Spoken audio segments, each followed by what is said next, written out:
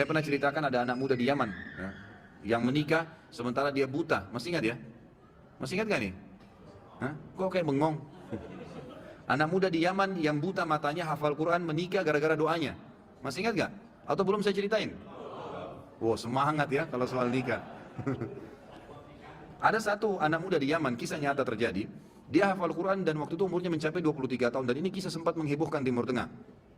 Ini tentang masalah dahsyatnya doa. Pada saat itu ikhwah sekalian dan akhwat, dia bilang sama orang tuanya, sama ayahnya, ayah, saya kayaknya merasa ingin menikah. Ayahnya ini setiap kali dia minta nikah pasti dibatalkan. Kata ayahnya, siapa yang mau menikah dengan kamu nak? Kamu buta, kamu gak bisa melihat, kamu sendiri harus diurus oleh orang lain. Belum tentu ada perempuan yang mau sama kamu. Nantilah gitu. Selalu begitu. Dia bilang lagi, sama lagi dipatahkan sama orang tuanya. Sampai akhirnya satu waktu dia putus asa, dia bilang, ya Allah, dia berdoa, ya Allah, tunjukkanlah kepada ayahku kalau aku ini layak menikah. Dan dia selama sebulan. Perhatikan ya, ada kasus ini, dia berdoa sebulan, bukan berdoa sehari, 2 hari, 3 hari. Dia berdoa sebulan, yang dia minta sama Allah apa? Ya Allah, kasih saya seorang istri yang cantik, kaya, pintar. Semua dia minta nih, tiga-tiganya, gitu kan. Pokoknya cantik, kaya, pintar, gitu kan. Dia berdoa sebulan, terus dia berdoa sebulan. Dan ini umumnya nanti akan saya datangkan kisah lain. Ingatkan saya sebentar ada kisah seorang dari salaful ummah juga dari tabi'in yang kaya raya, bangkrut jadi kaya gara-gara berdoa sebulan. Memang ada batas waktu seperti itu ya. Kadang-kadang tergantung bobot permintaan. Maka dia berdoa sebulan. Subhanallah, di malam yang ke-20, di malam yang ke-30 dari doanya, setiap malam dia berdoa di tahajud, artinya pas hari 29 dia berdoa. Karena memang Nabi SAW menekankan 1 bulan itu 29 hari. Gitu kan? Makanya Hijriah kebanyakan 29 hari.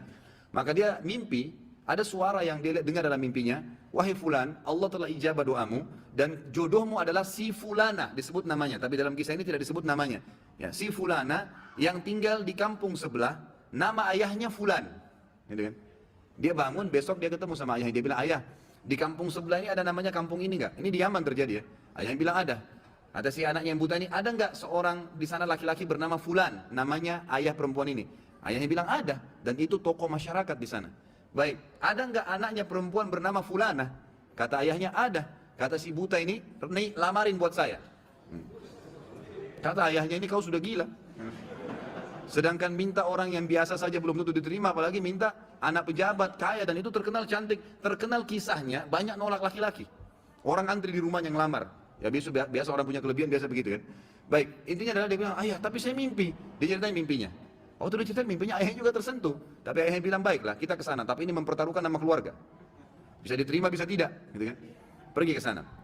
Tiba di kampung sebelah, ringkas cerita, ngobrol lah, disambut oleh tuan rumahnya, lalu ngobrol-ngobrol secara umum, kami dari sini, terakhir menyampaikan hajatnya, ini anak saya, orangnya buta, tapi dia hafal Quran. Orang yang soleh tinggal di rumah tapi tidak ada pekerjaan gitu. Dan dia meminta terus terang kepada saya, agar melamar anak anda.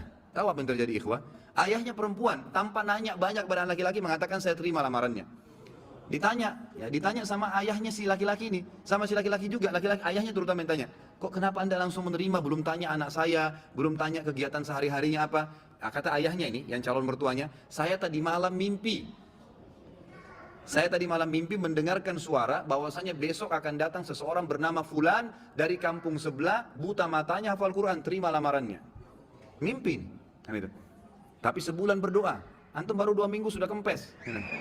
Makanya nggak dapat, gitu kan. Kemudian kata ayahnya, saya terima lamarannya, tapi saya belum bicara sama anak perempuan saya. Ini luar biasa kisahnya. Dia bilang, saya tanya dulu anak perempuan saya, kalau dia terima alhamdulillah, kalau enggak berarti tidak. Saya mohon maaf. Dia masuk ke dalam bicara sama anaknya. Oh, ini cerita ayah perempuan bicara sama anak perempuannya. Dia bilang, nah ada orang dari kampung sebelah, orang baik, dipuji-puji dulu. Hafal Quran tapi buta matanya, ingin melamar kamu nak, namanya si Fulan. Kaget si ayahnya perempuan, lalu perempuan bilang, saya terima lamarannya ayah. Selama ini nolak terus ini. Orang datang bolak-balik, yang sudah gagah, yang sudah kaya, yang pintar, ditolak semua. Anak perempuan tidak mau. Langsung kata ayahnya, kok bisa? Kau belum lihat dia nak? Dia buta. Dia bilang, enggak ayah, tadi malam saya mimpi bahwasanya besok akan datang jodohmu laki-laki bernama Fulan dari kampung sebelah, matanya buta, tapi hafal Quran, terima lamarannya, dia akan membahagiakan kamu. Caranya Allah subhanahu wa ta'ala.